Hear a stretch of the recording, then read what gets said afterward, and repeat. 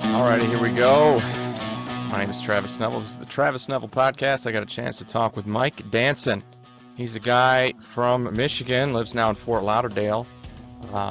He works with Uncivilized Man, which is a group that specifically develops young men, teenage boys specifically, to help them transition their way into adult manhood. Really cool how he does it. We had a great conversation about that process, which is tremendous interest to me because, well, no, when I do this stuff, and I used to be a high school teacher and football coach and track coach, and developing those young guys was always my deal. So it was interesting to talk to this guy, Mike Danson. He found me. He reached out and said, "Hey, man, let's talk about this. I like how you're doing it." We found that we had different perspectives on some stuff, but we got the same end result in mind. Anyway, great conversation with Mike Danson of Uncivilized Man. I hope that in some way this conversation helps you to get your shit together. Have a great week. Good. Yeah, so I lived in a little tiny home that I built like almost 20 years ago now, while I'm building a real house for myself. But it's been an adventure, man. The internet there is not that great, so I head down the road to this used to be a library. You can see the old chalkboard behind me, and they got free Wi-Fi. And it's like super fast, so I can do anything I want to. I had really good service on the phone earlier today. I thought we were going to be golden, but whatever. This is no big deal. So you were telling me about Florida, man. What's it? Is it warm there? Because I'm sitting at about 40 here right now, which is warm. It's sunny and 40. We're pretty excited about it. So I grew up just outside Detroit, so it is Okay. sunny and 40. I understand. However, it's 82 and sunny here. Oh my God. Where'd you grow up in Detroit, man? So I grew up in Allen Park, just south of Detroit. Yeah, We were, that's where the Lions have their training facility. yeah, we actually, ironically enough, the Lions, Allen Park claims their facility. However, all we have is the parking lot Oh, really? because they fought over like tax shit. So they were like, all Okay. right, game on. So they literally put the parking lot on our side and the stadium on Melvindale's side because then Okay. they got Melvindale. a tax credit. Wow, I didn't know that. So it's actually in Yeah. Melvindale. I Yeah. had no idea. So what made you move to Florida other than the weather? So I moved down here because the long story short, a guy I was in the Marine Corps with was born and raised here, Hmm. actually this area. And so we got out of the Marines. I got out in 2009, right in the smack dab of Detroit full Shit collapse. economy. Yeah, Detroit Like was absolutely Detroit was nose on its diving way right then. out. Yeah, Yeah. Detroit was on its way to the ground when I was a kid. Hmm. And like the auto industry was dying well before the housing market crashed. So when the Yep. housing market crashed, it was like I'd already had seen what was coming because Hmm. Detroit was already the precursor of it. It's for everybody. Yeah. Yeah. And so yeah, so I came back and everybody was laid off or just not working, and it was by far one of the most depressing scenarios to come back to.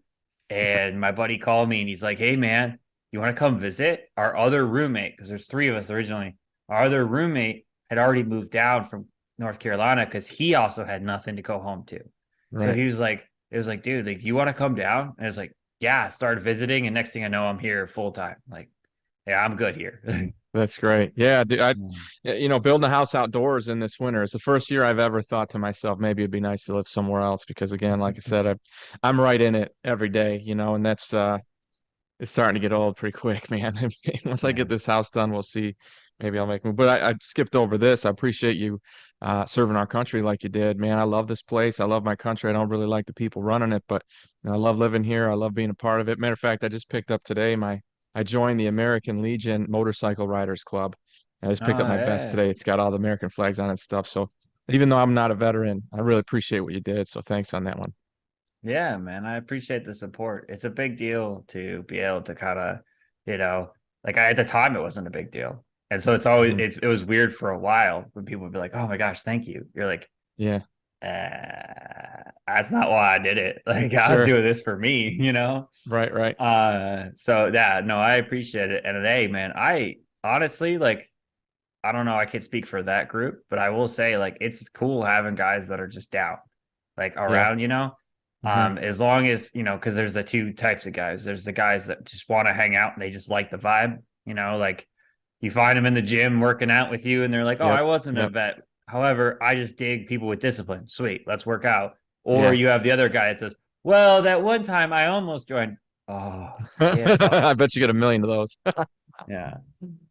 Yeah, that's cool. So you got into doing what you're doing now. And man, I don't really know how to categorize it because you're involved in so many pieces. I was watching your live the other night, and I love that you guys talk so much about developing adolescent boys, like basically transitioning from boyhood to manhood. I spend a lot of time working on that myself. I've spoken with a lot of other guys who really know what they're talking about. Tell me exactly what your focus is. What's kind of your mission statement? So the mission statement is I'm building an opportunity for boys to become brothers and together change the world of men. That's awesome. Yeah.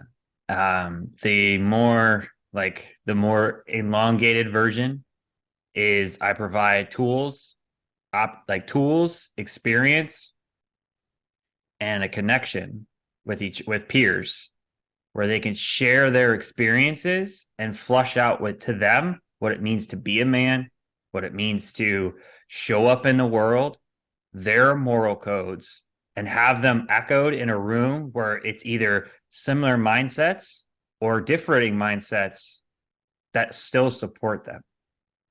So Gotcha. they get a bunch of it's one thing to have a bunch of adults go, I don't think that's going to work out because we have years of experience to tell them that Right. we tried it and it didn't work for us. So that therefore it must work for nobody Yeah, right. versus like a whole bunch of other, like a group of other teenagers saying, cool, give it a shot. Yeah. Like we're Let's here, bounce it we're around here either between way. us. Yeah. Yeah. Yeah, I like that idea, dude. The whole concept of being able to bring up a thought, bring up an idea, and even if people around you don't agree, I always just let me back up for a second. Another reason why what you're doing is so interesting to me is I spent 11 years as a high school teacher. And during Mm-hmm. that time, of course, I coached track and field and football, and I still coach football. I'm actually on a hiatus this year because I'm building that house, but anyway, one of the things that I always tell the kids, and a football team is a miniature version of what you're talking about, the way you've described it. I've always told them this that there's only two things that are going to happen when you bring up an idea. Either you're going to be wrong and everyone else, and you're going to get better. You're going to learn because everyone else will tell you, no, you know what? Try it this way, it'll be better. Or you're going to be right and everyone else will get better. There is no scenario where someone's going to come at you telling you you're an idiot, telling you you're a moron. And when you don't have that age gap there, that perceived, I don't know, chain of command, right? When it's just Mm-hmm. kids who are peers, much more likely to share those ideas. I like where you're going with it. Sounds awesome. Yeah. And it starts, I mean, culturally wise, we have it ingrained in us to don't trust older. You know what I Of mean? course. So, like, to change that cultural difference is start with that peer group, opening it up while having a role model in the room and a mentor to kind of guide the conversation, guide, not direct. And, Right. like as a coach. And that being said, though, Exactly. create a community so once they complete that they have access to mentors where they can share those ideas as a curiosity, like, hey, I want to start a business. A 16-year-old, I want to start a business. Well, this guy's an entrepreneur. Like, this guy's created a bunch of entrepreneur companies. He's had ups and downs. He can share his experience and you can take what you need from it. Yeah, and leave what you don't need, leave it Yeah. behind.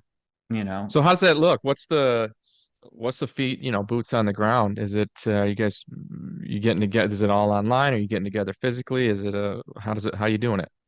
So I'm starting small and working forward. The goal, so what I mean by that is it's starting it with an online course, like a six Hmm. week, not so much course like like a school lesson, more Right. like a 6 week cohort. Learning And, session. it's just an opportunity for them to start. Like, again, the big caveat here, this does not fix, solve, or cure any human. Right. That's not how this is going to go. That being Sure. said, this is an opportunity to open that door and start sowing. Like, it's either tilling the soil or sowing the seeds. Like, this is an opportunity to just start creating an opening where curiosity can take over. There you go. And it might Creating an not be in their alternative. 20s. Yeah, it might Right. not be till their 20s that some hot girl invites them to yoga and they're like, "Damn, Mike was right about that mindfulness stuff." Yeah. Like, I don't care. I know that I'm not going to see these trees more than likely. Hmm. So that's not the point. I'm not here to create a bunch of aha moments. I'm not here to fix anything Sure. that's wrong. The purpose of it right now is an online 6 week group where we start discussing these things and they have the opportunity to share where their head's at. This is the kind of man I want to be. This is how I want to show up. And we use Hmm. the framework of the uncivilized nation as part of the structure for like things of such like an ethos tenet is dangerous, but not a danger. So letting them flush that out, how does that mean to them? Yeah. Let And me you know what? Go ahead. go. I was just going to jump in on the dangerous, but not a danger. I catch a lot of shit because the second word there in the cover of my book is violent. Yeah. Okay. A lot of people are hesitant with that, but that's really the what I'm pushing with it is, hey, you're I would say that if you're harmless, you're worthless. I would call that worthless. You've got to be able to utilize the things that make you a man. I mean, you're going to physically be stronger. You can lift those big boards at Home Depot. And if it comes down right down to it, you might have to protect someone or yourself one day. And if you're able to do that and um, I guess the kind of damage you potentially could inflict, you're way less likely to ever use that stuff. So dangerous, able to do these things, but not a danger at all because you're so good at you understanding when to use it, when not to, which makes you Mhm. not a danger or not dangerous at all, right? And I don't want to put Mhm. words in your mouth, but that's the first resistance I catch on my book, Mhm. and that's what I thought of when you said what you said. Yeah. And you know what? Like, so this has come up quite a bit. So let's play with it if you're down. I'm in, man. Let's do it. So violent, dangerous. The first steps that a lot of conversations have led to is Hmm. bailing weights, going to martial arts, learning tactical trainings, like going increasing who you already are, right? Yeah. That being said, by doing nothing as a toddler, think of a toddler, like when you see a toddler playing and all that stuff, Hmm. they're fucking dangerous. Yeah, they are. Like a toddler has no idea of their limits or the ability Yep. of their strength. Like What you they're have to capable watch of. them around kids smaller than them. You have to watch Yep. them around parents. You get a lot of bruises, a lot of cuts, a lot of like sharp objects because they have no idea of their potential and Hmm. that potential violence. So that like they still have the emotion. So one of my peers that I absolutely just like look up to as a mentor in a lot of things is Robert Wonderlich. He's a black belt in jiu-jitsu, Brazilian jiu-jitsu. He's Okay. also an anthropologist.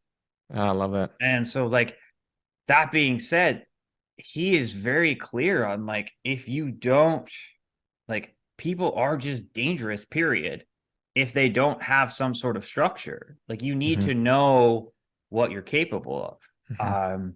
My favorite thing that I love is things of like the Icarus belief. You know, like the like Icarus had to know what the sun was like or what the water was like before He had to he would fail. trust his father to actually Yeah. go right in the center. Right. You know what I mean? So that being said, in my experience, and Traver, the founder of the Uncivilized Nation, talks about it in his own book too. Like in my experience, the most calm, peaceful people are those who know their limit, who've Yep. been violent. Yeah, I talk about obviously I bring it back to sports a lot because that's my realm.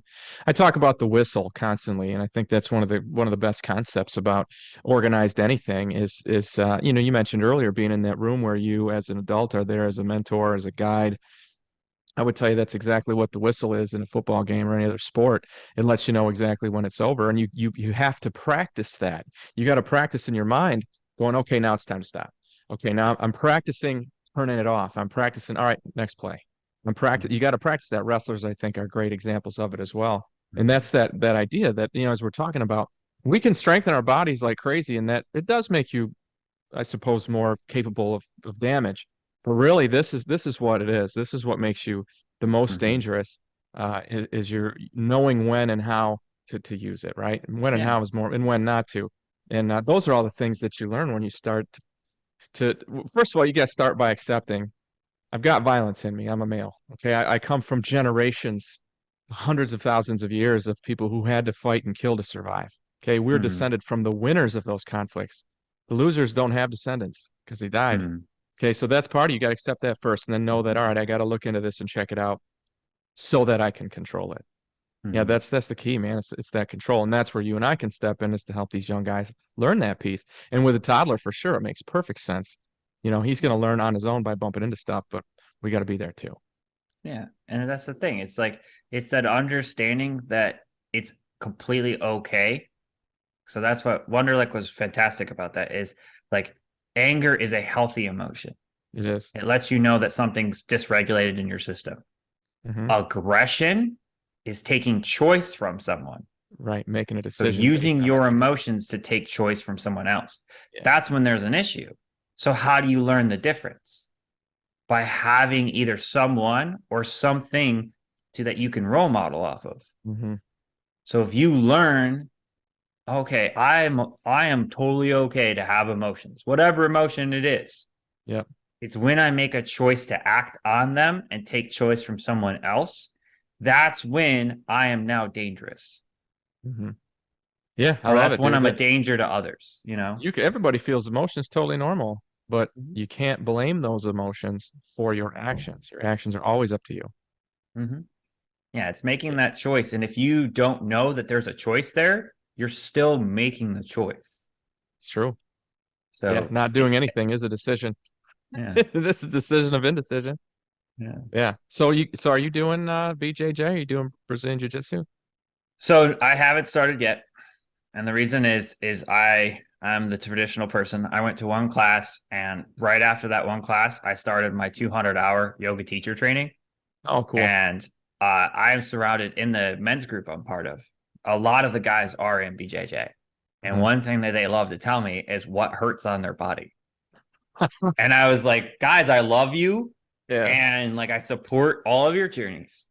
Hmm. And when I just paid X amount of money to get this Yeah. certification and really tune in and figure out what's going on, if I can't lift myself because my Yep. arm's not working or my knees toast, Yeah. like this training's out the window Right. like the on the logical side of it.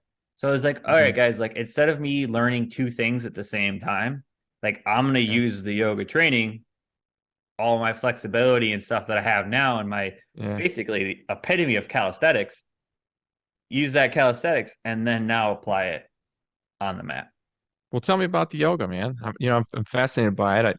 Before I moved and made this change, I was doing at least one class a day, or I'm Mm. sorry, per week. And then I kind of nitpicked the stretches that I needed the most, and I'll do those on my own. But I'm not currently in a class. So what's that doing for you? Why do you like it? I mean, I know what I like about it, but my listeners probably are not people who are yoga guys. So I'd love to hear more about that.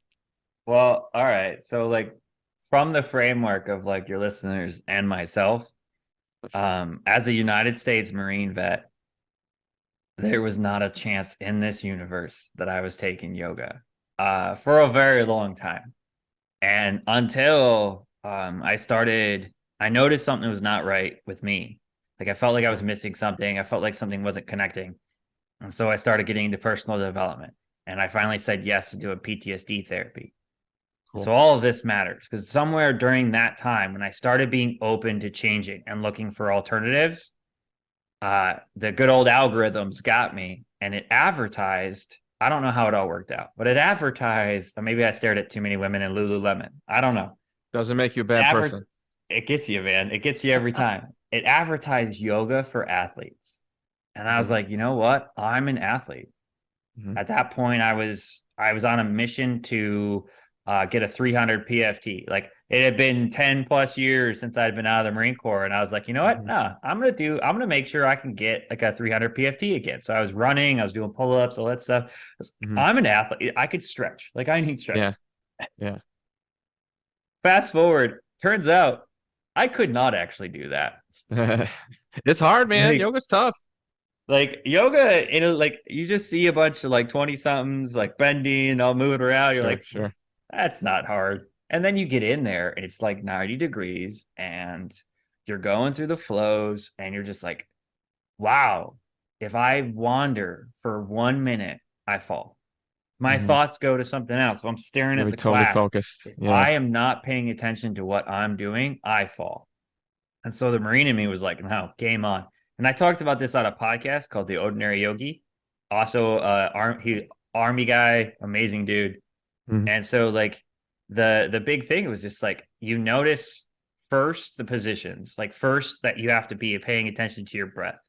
Mhm. And then that's mindfulness. Mindfulness, like so then my movements In were the connected to moment, my yeah. breath. My focus was entirely on my mat. The day kind of washed away. And then to tie back in, the therapy I was doing, I was able to work that shit out on the mat. Mhm. The podcasts I was listening to, like Connor Beaton's and Jetty Azuma's podcast and stuff like that, where they had these amazing guests on there talking about your inner child or doing parts work or doing shadow work.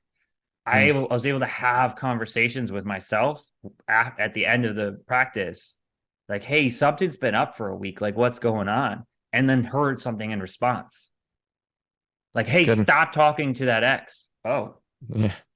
okay. And then I Just did, like that. and that part went away. Like that Yeah. part stopped hurting. Like it was no longer okay. On my right side, it was harder to do this position than my left side. Like, hey, how come it hurt? How come this is like so challenging over here? Because you constantly sit this way, or because you spend too much time on your, playing these games, man. You got to go outside. Oh, okay. Thanks for the heads up. So, like, it became a lot more than stretching, and it became Mhm. a lot more than, just a good workout. And so that's when it shifted as I wanted to deepen the practice and learn more, and found out that, like, yoga as we know it in the Western world is one, only one, and the least important, like, quote unquote, least important of the eight limbs. It's the Okay. gateway I didn't know to that. the rest of them. Okay. So it's a more like the yoga that we do here in the West is a little more general, I would guess. And you can get a lot more specific with what you're doing. So yoga we do here, it's like saying the like I guess an easy way to explain it would be like or an easy metaphor would be like as if you just did barbell curls and you told Yeah. everyone that you go to the gym. Okay. I Like see. you are limiting yourself to one tiny thing, and then but cover when you say the word, you go, yeah, I exercise, and all you do is barbell curls. You're limiting your spectrum of an all-encompassing word to one little thing. Hmm. And depending on like how I don't want to go too woo-woo and all that stuff, but That's just okay, man. depending, I yeah, appreciate some woo-woo now and then. yeah, depending on how you look at the world, how your moral compass is, Hmm. or you logically look at the world, either emotionally, woo-woo, whatever. Hmm. Yoga to exist here is the same way it came from India to the UK, is it had to be something that could be digested at first. By those The same people. way it worked for me. At first, Okay. it was stretching. Hmm. Stretching created an opportunity for me to realize I was doing mindfulness. Mindfulness created an opportunity for me to try, like, really enjoy meditation. Meditation created an opportunity to understand what my body was telling me, and that my heart was telling me, and that my soul was telling me. And then that led into more things. And like then reading the books that are older than almost all books that say like, hey, like this is where this comes from. This is how it's part of a greater thing. And you're like, oh shit, I'm already doing some of that. Like discipline Hmm. and moderation and not just splurging on, being nonviolent to the world and to myself with no negative talk, Hmm. that kind of stuff. Talk about negative talk, man. I think about that a lot just because of my current life situation. Like I told you, I live in a tiny home, and I did have the foresight several years ago to build myself a sauna, a wood-fired Mm, sauna. It's a separate building out behind the cabin. It's great, man. I fire that sucker up. Takes an hour to get it hot, but once I'm in there, all the toxins are coming out, and I find it to be not just physical, man. So I'm sweating all this, you know, not really toxins out because I eat pretty well, but I mhm, find that while I'm in there, I like to use that time to tell the big window in front of me all the problems that I have, get that out of me. So I'm spewing out that sort of that poison. And I kind of find myself in a bind sometimes. Like, am I indulging the negative by doing that? Am I feeding the wrong wolf? or am I really getting it out? Now I leave feeling real good. I feel like it's all out of me, and I'm exhausted and relieved and all those things. But what's your understanding of negative talk, and how you can practically access that, what it does for you, what it doesn't do for you? No, I love that question. And I also love how you do it. So I'm going to take a different direction with it because I love how Go you ahead, do it. man. Um, so one, and this is something I teach teenagers. This is something because I also work for the nation and bring guys in for the initial like kind of orientation for joining an online men's group. So I Mhm. work with those guys as well in the beginning of their journey with us, not their journey for sure. Some of them are psychiatrists and that of that nature, just the beginning of Mhm. their journey with a group. Right. And a lot of the metaphors get mixed up. Like, oh, you have two wolves. The one you feed is the one that lives and all that stuff. Right. Right. However, what's the epitome of shadow work, or what's the epitome of noticing that your body's a full system? Like we said earlier, that all emotions are accepted.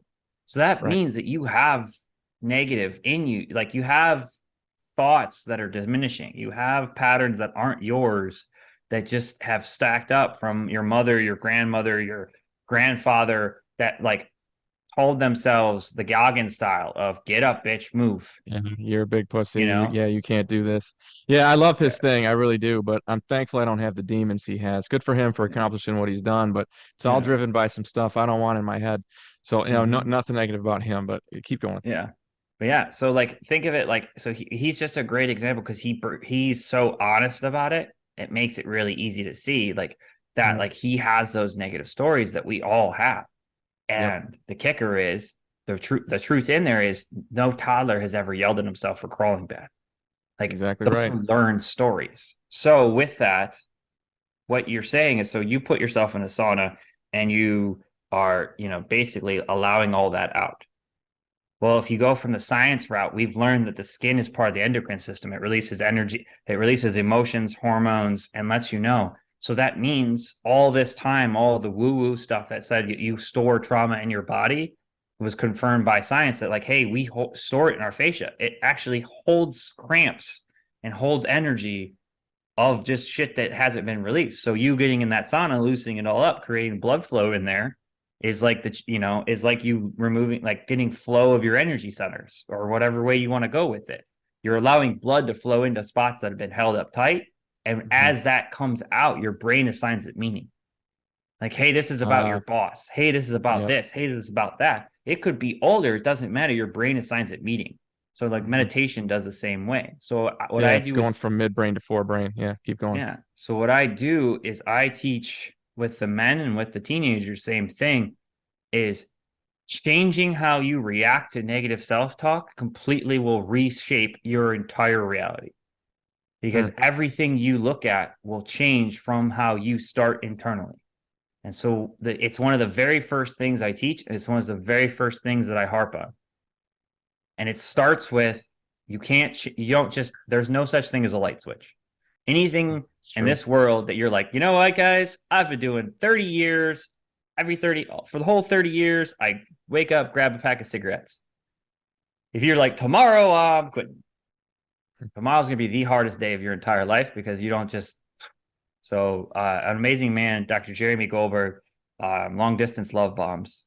He told me a thing, and he goes, "If you want to drink less soda, you don't just start drinking more water. If you want to drink more water, you don't just stop drinking soda. First, you drink orange juice. Is it better than water? Fuck no. But Transition. it sure is better than soda. And then you go to tea, and then you get to water. And everybody who sees you at water goes, oh man, I want to drink more water. They don't realize that you went to orange juice and tea. So, like the negative self talk, the very first thing I do with the guys is just like, hey, man, it's there already. And Hmm. that's just fact. So, the first thing we do is if the negative talk goes from like, hey, these are problems, these are facts. I have an issue with my boss. This house is not building as fast as I want it to, Hmm. whatever. If that turns into, how come I am not faster? Why am I blank? And it goes negative either in the moment as it's happening or as soon as you notice it, apologize. Be the And crazy guy in a supermarket. Just, hey, Mike, we don't talk that way anymore. Yeah. I am Yeah. not whatever it is. I know where you are with that. I Mm-hmm. talk a lot about the, you can call it your adult and your child, you can call it your mind and your heart, whatever it is. You've got feelings in you that would be your heart or your child. And then you have your adult mind that you've learned through time. As you said, toddler doesn't, come after himself, scold himself for poor crawling. You learn over time, you learn how to sort of correct yourself into what the world wants from you, etc. And Mm-hmm. that's what's happening in that moment when you apologize to yourself. It's the adult version of you going, I realize I just did a thing to myself, to you, young boy who is inside me. Um, I'm sorry about that, man. My bad. Let me pull you back out of that. Mm-hmm. I've had moments in that sauna where I'm dealing with some stuff man, I got divorced over 10 years ago now, and it was a Mm-hmm. difficult situation. And I've had moments in there where it still was on my mind to talk about my ex-wife or whatever, which is very rare now. I've got it covered. But man, it finally occurred to me, Mike, to apologize to myself for allowing that to happen for as long as it did, for allowing that situation to be what it was and say, hey, Mm-hmm. Travis, you didn't deserve that, man. You were doing your best. You tried your best. You didn't deserve it. I'm sorry. If I wish I could go back and hug myself at that time and say, you're going to be all right, bud. You're going to make it. Mm-hmm. So Yeah. you get to those moments of peace, and that's what it is. It's having that unity, I think, between the voice in your head, the whether you want to call it a conscience or your inner adult or whatever, Mm-hmm. actually making peace with your feelings, your emotions, that little kid that's inside you. Did I put too many words in your mouth there, Mike, or am I hitting the nail? Nah, so I like how you do it. So I use a little different technique, although that being said, it's a very similar mentality because it's like yours is a combination and I dig it. So like because my mind has wandered off now to like the there is no I and all that kind of like we're down that rabbit hole now. Yeah, sure, sure, I That get it. being said though, like again, like to keep it as meet someone where they are, I Mhm. 100% agree. It's pick your labels, go with your labels until you hear new input and accept those as what those are. So it's your inner child parts work, conscious, unconscious, whatever. Automatic negative thoughts. There's a Google that and there's a rabbit hole there. Like Mhm. it's having that ability to stop in the moment or after the moment and bring consciousness to an incompetent thing. So, like, hey, I want to talk to myself better. I don't know how first. First step, bring awareness when you're not doing what you want. Be like, damn, I am now conscious of I'm incompetent in this skill. Mhm.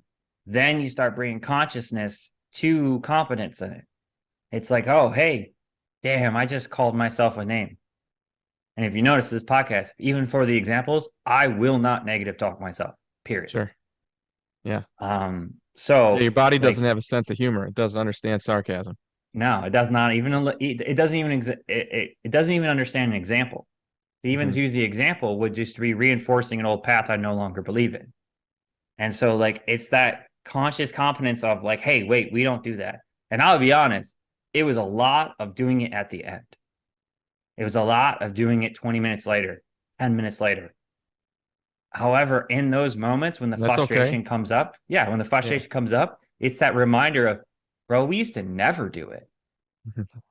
Yeah. 20 minutes is a lot faster than 30 years, Yeah. Shit. Yeah. you Like in my know? case, 10 years later, Yeah. I'm finally getting Yeah. to where I'm. Yeah. Yeah. Yeah. 20 minutes will That work. You if get the you emotions cut out of you yeah, and you you can cut think straight. years down to minutes, that's a win. Like, That's a huge so win. yeah, so like it's all perspective at that point. So then it starts Mhm. that way, and then it gets like I went full crazy person, quote unquote, where like I'd be in the car and I'd pop the mirror down at a red light and be like, "Hey, what's going on here? We don't do that." Like, "Hey, I'm not mad at you. I'm just simply stating a boundary. I Mhm. will not talk shit about myself, nor will I allow you to do it. Stop." Yeah. And it's like, okay, like I hear you. And then it like that opened a door. Like once that Mhm. became a thing where that was so consistent, as the thoughts to this day, as the thoughts come up, it's like a mid sentence in my head where it's like, whoa, where Jump do right you in. think you're going? We do not do that anymore. And now Yeah. because it's so consistent, it's allowed me the opportunity to like bring curiosity to what triggered that. And I could dive deeper into Yeah. that Interest. stuff. Yeah. Yeah. for the Yeah, I know what guys you're and the saying. teens. Yeah. What got me thinking this way? What got me? Yeah. Why in the world was this my reaction? Yeah. So how do you Yeah. apply that to the teenage kids? How do you apply that to them? So for them, it's literally learning like the first step is that self-awareness. Like catch Mhm. that. And then the second step is building that amends. Because that ability to actually sit there and give yourself a positive to replace it. So, hey, call it myself, make amends. Hey, man, I apologize. That's not how we're doing things anymore. In fact, and then once that becomes commonplace, it's, you know what? We're actually not that. We're actually this. Like we're not a liar. We're actually very honest. Yeah. Cool. And like moving towards that compliments where then the idea of standing and facing yourself in the mirror, you start going, hey, how you doing? Yeah. What's Like up, I have buddy? to take off Looking good self view today. for these calls because I would be staring at myself the entire time. No, I know what you mean, man. So I've been on panels with other people, and there's like 8 other people, and so they all have to they have to do their talking, and yeah. I end up looking at myself like, man, I get a little chubby here. What the heck? Oh, see, I go the other way. I'm looking at myself like, man, my beard is on point Yeah, today. Like, banging. oh, the hair looks good, bro. Like, yeah, that's good job, man. There you Okay, go. cool. Like, and then like I don't Good for even know you. what we're talking about anymore because it's part of that process of learning to switch that story. What if that story that comes up is, hey, I am on my team. Yeah, And I think so that's most hmm, people, at least I hope. This is certainly the way it is for me, and I've had this discussion with close friends. Alcohol. So I'm not a big drinker, but I like to have a few beers once a week or so. And I noticed that after just one beer, maybe two, I'm just exactly what you're talking about. And what I take that to mean, what I take that to mean is when I just do a little bit of deleting of the adult, the conscious mind, the things that I've learned through life, if when I do a little bit of muting that, just a little bit, the natural persona that's there's exactly what you're describing, Mike. It's man, you're doing a great job, Travis. You're building your own house with your own 2 hands. Look at all this mhm, money you made. Look at you published 2 books. Like that comes out of me immediately. Like I naturally have that tendency, and it's only when I'm stone cold sober that it's tempered by that adult, kind of mhm. pushing it down a little bit. Not pushing it down, but you know what I mean? It's not the first thing on my mind. Yeah. It's somewhere in the simplest way from what I just heard is somewhere down the line, you got told that if you shared that kind of positivity and gratitude in the world, that you wouldn't be accepted, loved, or allowed in the tribe. You're And bragging. you stuff that down. That Yeah. bragging, selfishness, that wasn't Yeah. welcome. When in reality, if your cup's full, you are by far a stronger benefit to everyone you interact with than if you are literally like, man, everything's horrible. And then Yeah. everyone around you has to give to you to bring you to their level. Yeah. I like the cup analogy. There's a guy called Sven Erlandson wrote a book called There's a Hole in My Love Cup. I don't know if you're familiar Mm, with him, but great dude. And that's exactly what he talks about is figuring out what those holes are and plugging them. He talks more about past traumas, things like that, relationships with your parents, but it's the same idea that just like you said, when your love cup is full, you spill it on everybody and everybody likes it. It's positive. mhm, It works out really well. There's no doubt about that. So you kind of reached out to me, Mike. I mean, I've been following your stuff a little bit and I'd seen you with other people. What was it about my stuff? I mean, because it seems I know how I appear. I know how my brand kind of comes out there, and it's certainly more aggressive than your very accepting, very peaceful, very loving. I mean, we have the same ideas about how to develop young men for sure. So long story short, what about my stuff was, you know, made you interested? So actually, what I loved about it was the fact that it was different. So again, I the part of the men's group I'm in because I love stories and metaphors, so I do wander off. Me too, Uh, man. Former English teacher. that makes sense. So the like having like my small group that meets bi-weekly, we like there's two of us that really like guys know if they're coming to us and they actually want advice or questions and stuff, the two of us that Mhm. come in. And one of the guys loves to say, like, well, Mike will give you a hug, but I'll give you a slap across the face. Right. And it's like, Yeah, that's me. it's yeah. And it's so what I love is I love that duality because in reality, that rhymed. I love that in that moment, like, Go yeah, get him, Jesse Jackson. Get all the rhymes you can. if you slap a guy in the face, he shoulders his shrug, he shrugs up, and he's like, I could take it. Hmm. What I've noticed with myself, because that's who I was 100% of the time, was that I'm going to be direct and abrupt with you. Hmm. I learned that the minute I was like, I added a little bit of heart to it. And I was like, hey, man, this is what you're doing. And I see it. And just left it like that. Nah, you're doing it wrong, doing this. Hey, Hmm. this is what I see, and I see it. I got way deeper in there. So I loved your stuff because the fact that like you grabbed the men's attention. You're like, hey, this is what I saw, this is what I noticed, and this is what you can do about it. And I'm in there like, okay, cool. Now that you've done that self-mastery, would you talk to a toddler that way? And you watch every one of those guys, oof, right on their Yeah. heels. Yeah. What? What? No, no. So I'm here to say, how do we bridge that gap? Take that aggressiveness, take that fire, take that passion to do better, and then say, all right, how do we take a deep breath and show up to someone that doesn't have the baseline of of knowing that these are negative outcomes. I So think with what a you're talking about teenager, is yeah, making the jump from preach to teach. yeah, So instead of telling you how it's supposed to be done, in order to be a teacher, in order to help really help somebody, you've got to take that deep breath, break it down into digestible, palatable steps, and mm-hmm, and give them the tools to get to that bar that you've set. mm, A preacher's just going to say, "This is the bar, damn it, get there," yeah, whereas a teacher's gonna find you the ways yeah. to get And to it. I've I think that's noticed the it. process.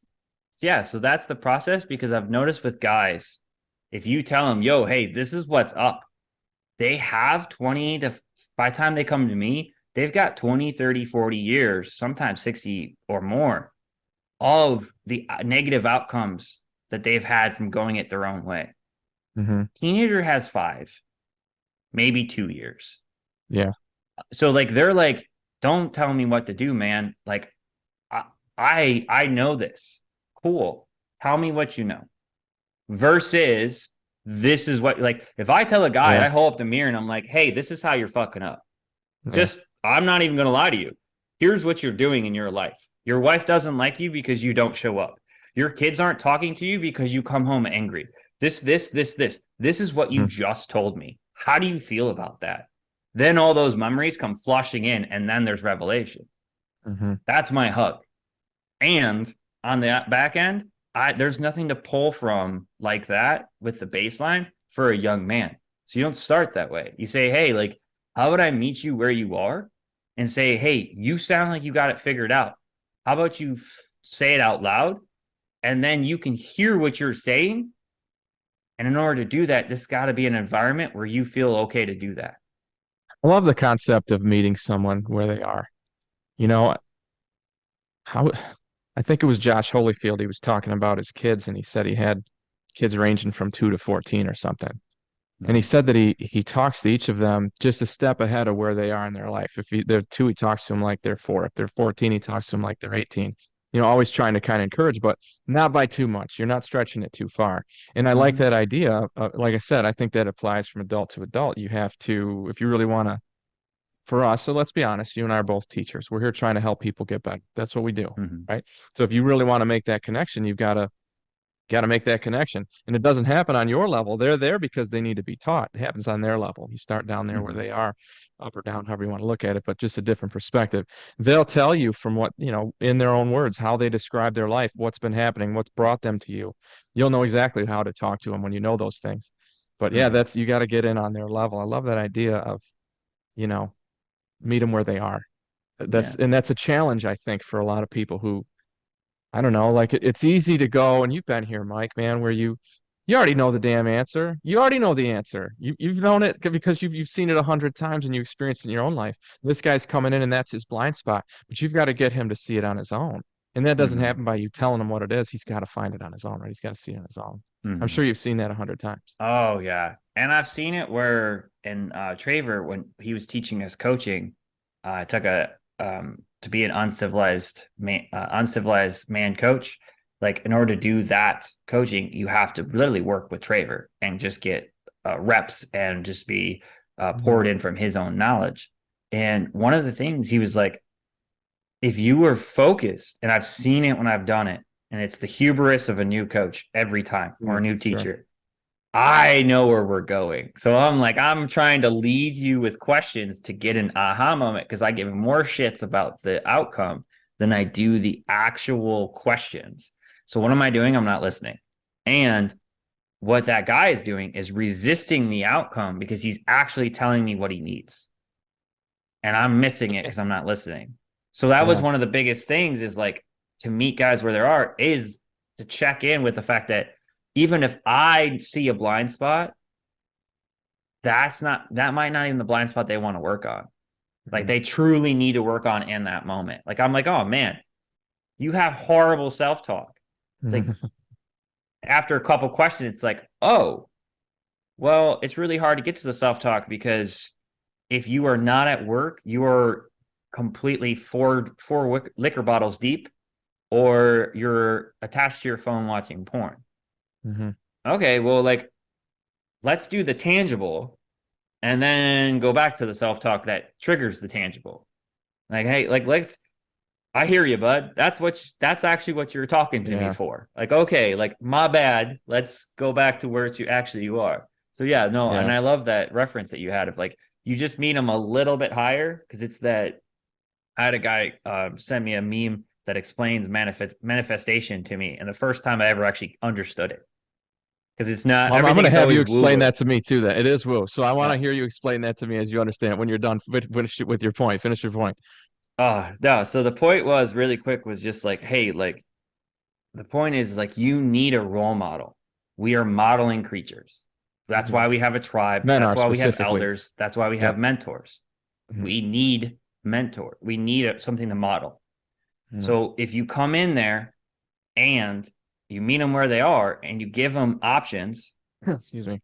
they can kind of do. That being said, though, on the reverse, you don't stay where they are. You stay at what your level is, so they can see it, being like, "Damn, Yep. that's the outcome I want." So, like with the Right. guys, like you said, like another like circling all the way back because we went on tangent for like to come to you is because you get guys that won't come to me because I'm too soft. That being said, in reality, they could benefit from what I say and what you say.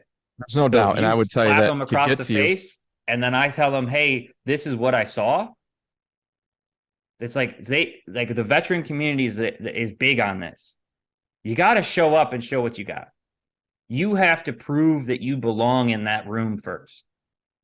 And so, you know what? If they listen to you because you've proven being in that room, you've now vouched for me. And if they want to have that conversation one on one, like, how do I belong here? Sweet, Mhm. bro. Let's compare. Yeah, I like what you're saying there. It's there's no doubt. I got a chance to talk to Philip Folsom from K4 Men's Oh, Work. I saw Also, that. he's awesome. Also an anthropologist, which is cool because you mentioned that other guy earlier. And Yeah. anthropology, man, I tell you, if I could study everything I'm interested in, I would never leave school. I'd be in college till I was 90, right? Anyway, Yeah. and he was talking about that, about I've that men learn, boys become men socially, where girls Mm-hmm. become women biologically. You automatically have that desire to hold that baby and do these things. And with boys, you got to see a man doing it right. So you got to realize that. I mean, it's a conscious thing for you, Mike, and for me. We've got to understand that we're role models every day, especially with the reach that we have, right? Mm-hmm. We're putting things out on the internet. People are going to watch that stuff, so you got to be pretty clean about it. I mean, I self audit constantly. I'm always watching my clips or listening to my podcast, or I'll sit Friday night and go out to a place and sit there and read my own book just to make sure it's hitting me in the right way, right? Make sure, is there anything I want to edit here? Because I can go ahead and release a new version. Yeah, I love that. I love that idea of role modeling. It's super important. And I think that we could go crazy about fatherlessness and we could really get into that right now. But we were going to talk about manifesting, man. Tell me, what is Ah, your understanding of this manifesting? Because right now, to me, it's 100% woo, but I love the concept. So tell me all about it. so and I will share this meme with you, or reel with you that kind of broke down manifesting for me in a way that I was actually surprised because it was like the first time it's logically explained to me.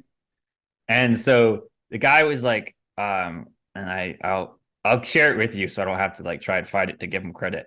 This guy was like, Okay. hey, here's manifesting in 60 seconds. He's like, 5-year-old kid wants to jump in a pool. scared shitless, sees a bunch of 13-year-olds jumping in a pool. That didn't help. Hmm. A 6-year-old and a 7-year-old walk up, jump in the pool. Now it helps. He identifies with those, knows that it's possible. However, the next step is he takes action and jumps in the pool. And now he Okay. continues to jump into the pool because now he's connected with the possibility that it could be possible.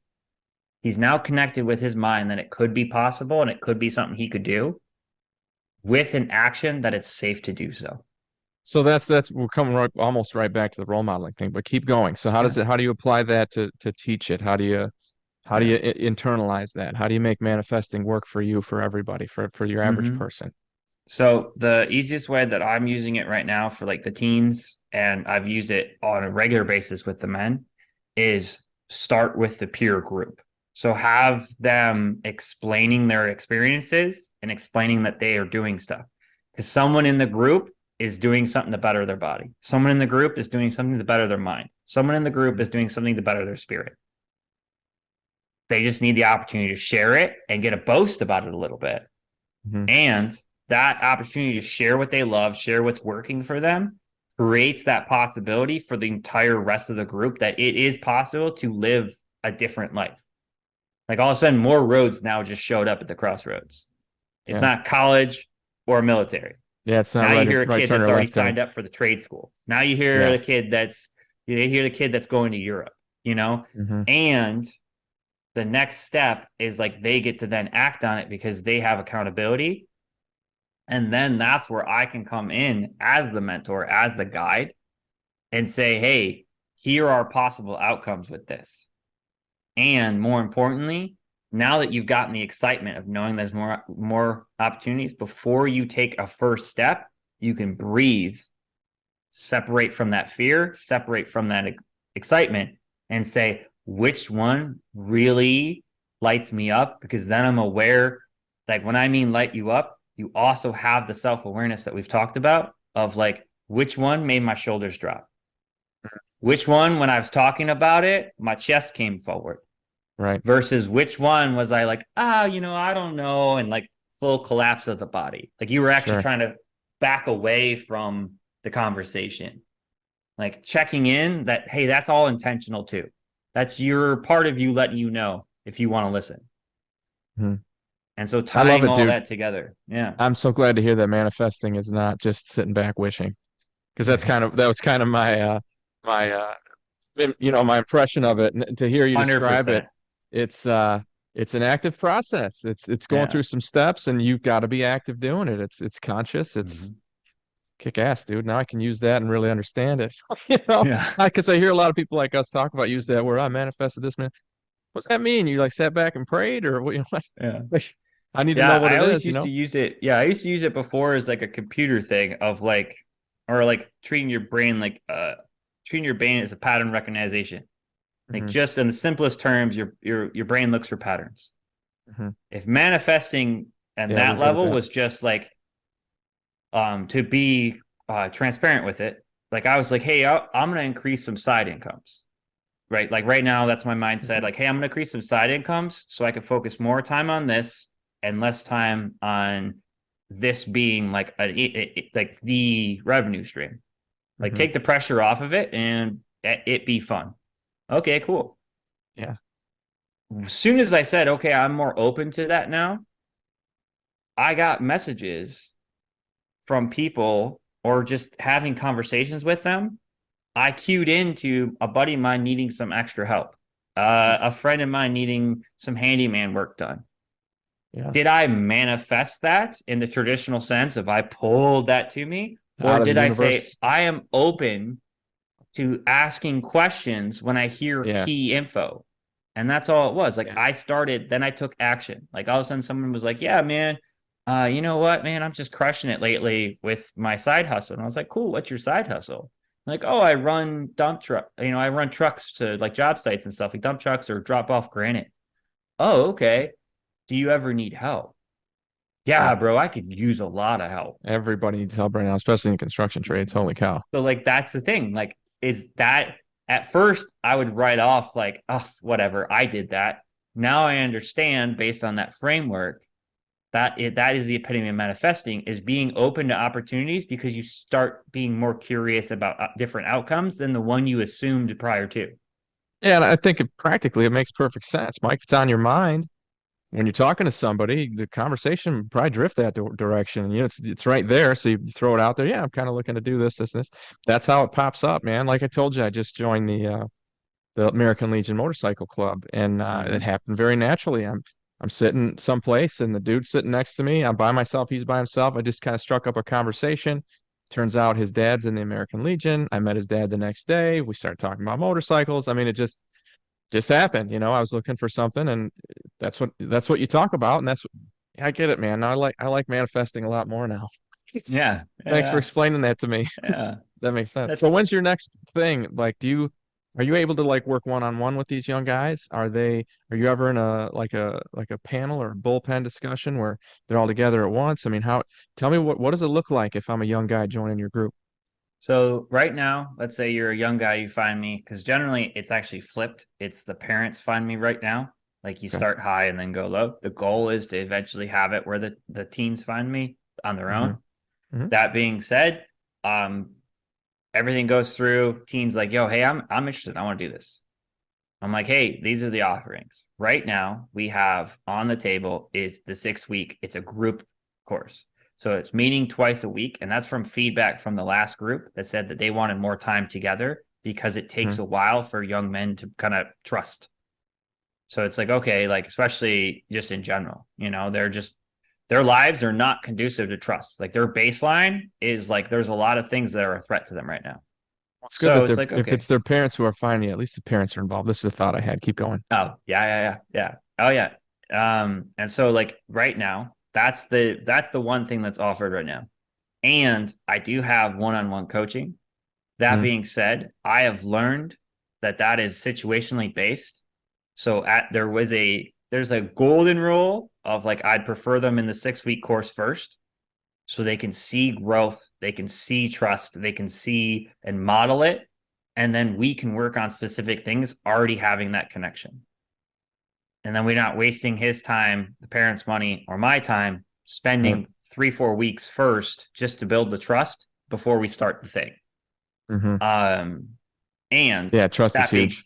yeah, that being said, though, I've had a few one-on-one calls with young men who like we just dropped right in.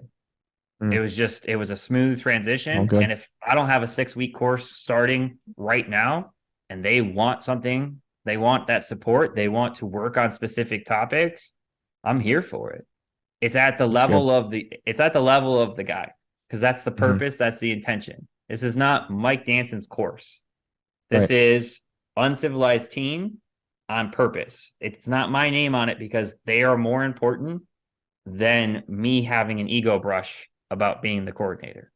Right. That makes sense. Another phrase popped into my head as you were talking about trust, and that's that they don't care what you know until they know that you care.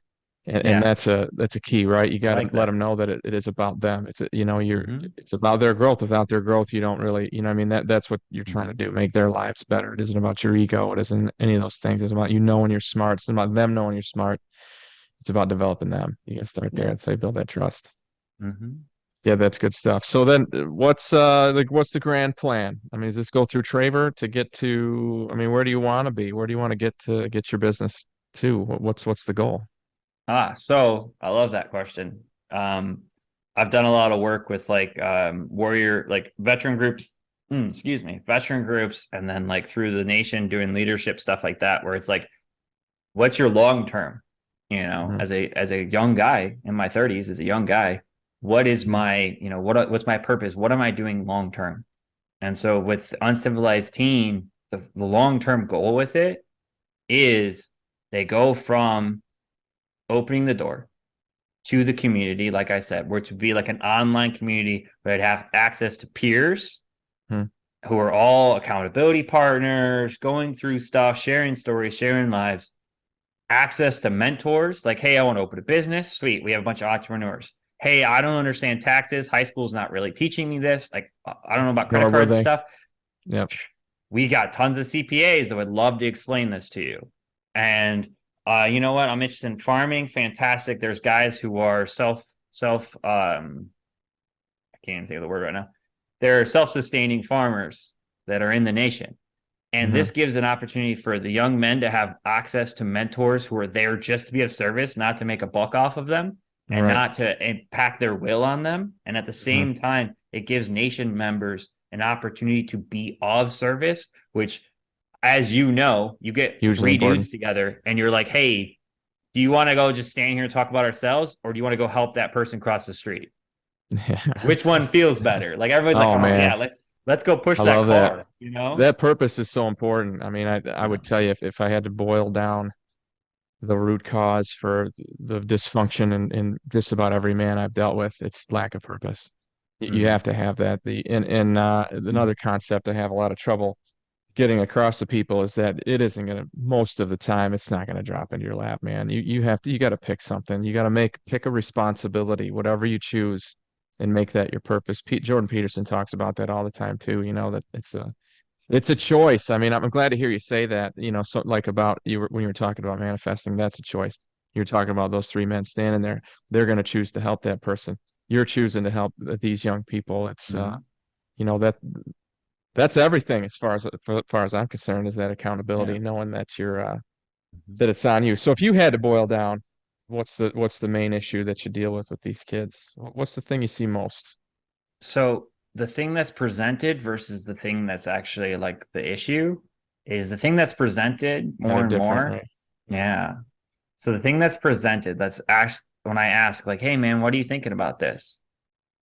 I've gotten more guys being like, man, I just want to be happier.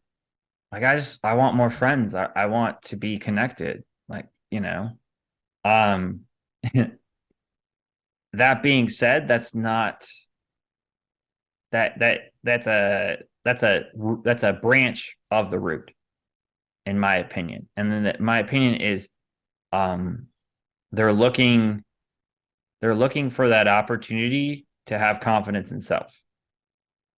Like that happy, all that stuff is that question, that doubt of where they're going, what they're doing, who they're around, that lack of trust. And Mm-hmm. as I've learned, the Marine Corps taught me this, being a pipe fitter taught me this, doing men's works taught me this. When you trust yourself, the things change around you. Guys, guys True. can trust you more, partners can trust you more, They gravitate to you. family, like as you go deeper, it's kind of, you know, we're back to the cup. If you got Hmm. a little Dixie cup inside you, that's as much as anyone else can trust you, is that Dixie cup. Yep. If you access the reality that you have this giant freaking water tower inside of you and you have access to that, then everyone else around you can feel that and change and adjust the conversations. They feel more comfortable being as real with you as you are with yourself. That's awesome. I love that, dude. A great point to finish on. I've taken an hour of your time. I sure appreciate you being flexible with the internet earlier. Mm-hmm. Like I said, I have an unusual circumstance. I'm gonna gather some information from you from Instagram, get your address. I'll send you some swag. What's your t-shirt size, Mike? I'm a large. Okay, easy enough. Yeah. And Yeah. I'll record an intro talking about you and sharing all your details. And I Yeah. will attach you. I'll invite you as a collaborator on some clips to put on Instagram. I'll have your Thank logo you. on there and stuff, so that'll be Yeah. helpful for you. And Yeah. yeah, I'll let you know when the full podcast drops and be on Mm-hmm. Spotify and iHeartRadio and Apple Podcasts and all that stuff. Thankfully, I'm Mm-hmm. broad as far as that goes. Do this, man. If at your leisure, look through my my clips and my previous connections. If there's anybody that I've spoken with, I see you perked up when I talked about Philip Folsom. If there's Yeah. anybody that you would like to meet, I'm happy to make that introduction. You're a great dude. You're Ah, doing great things. thanks, Yes. man. So sure, pick a couple people, whatever. I'll hook you Yeah. up and yeah, if that helps you, if it's going to make your network stronger, if you just want to shoot the Yeah. shit with somebody, man, I don't, all these people, if I've published my recordings with them, it means I think pretty highly of them. Believe it or not, I've done a few of these actually quite a few of these recordings like we did today with people, and I'm like, that shit's not going up. I don't like that guy. What he's talking about isn't going to work for me, or she just talked about herself the whole time, or whatever it is, and I can't use it. Yeah, So if it's out there, I vouch for them, and yeah. you're welcome to leverage that. So that's just a great Nice. way to network. Hmm. Anything else you need from me, Mike? I've enjoyed it. Uh yeah. First off, thank you. Yeah. And second, it's funny you said that for about your people. I've got three guys that I 100% vouch for that I love. One of Okay. them is that BJJ, Brazilian Jiu-Jitsu instructor, who's also Cool. the anthropologist. He's also Hmm. coaching fathers and stuff. I got a guy that I fucking love that he's doing personal finance, but he's focusing 90% on personal and 10% on finance because he realized that Uh, you are far more your triggers than you Emotional. are your spreadsheet. Oh, I'd love to talk to that guy. That's Yeah. that's So awesome. yeah, and then I got one for you that is right on your neck of the woods of like mentality style. Is my fucking brother from another mother. He lives in Australia. He's doing men's coaching with like fathers and stuff. And he just posted a thing where he called out someone selling shirts with "Down the Patriarchy" about how ridiculous that sounds, and like how like playing that out is so stupid because Yeah, you're attacking fathers instead of like you don't agree with laws, cool, but you're attacking fathers. You're telling young men to not stand up for to their not be families. fathers. Yeah. Yeah. So Yeah, yeah, dude, I definitely like to talk to that guy too. So yeah, if just send me their handles or whatever, I'll follow them and I'll yeah, reach out, and okay. that'll work good. Well, Yeah. thanks, Mike. Enjoy your 82 degrees, man. You got a little bit jealous. Yeah, man. Let me know when you're let me know when you can't take it anymore. And we'll house swap for a little bit. We'll fucking, As soon as I have a house to swap, I'll tell you what, Mike, that's what we'll do. You'll be welcome to Yeah, check it out. Come back to yeah, Michigan a little bit, man. Swing through, Allen Park or Melvindale, whatever you want, on yeah, your way back through. You can come to yeah. Sheboygan. That's where I live, man. Sheboygan. Oh, you're in Sheboygan? Shit. Yeah. My great uncle and aunt, they were actually like a second pick of grandparents for me. They Hmm. were just outside of Sheboygan. I don't know the exact spot. They had like one of those things where they had like their whole community was like each person had like a quarter acre or whatever. So like it was just woods and then like a little house. And then like the neighbor was on the other side of the woods and then a little house. You know what I mean? Like all of them are right on the lake and all that stuff. Well, that's cool. Yeah, it's Yeah. really nice, man. It's cheap too. It costs so much less than downstate and Mhm. all that stuff. Anyway, thanks again, Mike. Yeah. Appreciate your time, dude. Have a great rest of your day. I know we'll be in touch. Yeah, for sure, brother. All right. Yeah, I will send you those guys.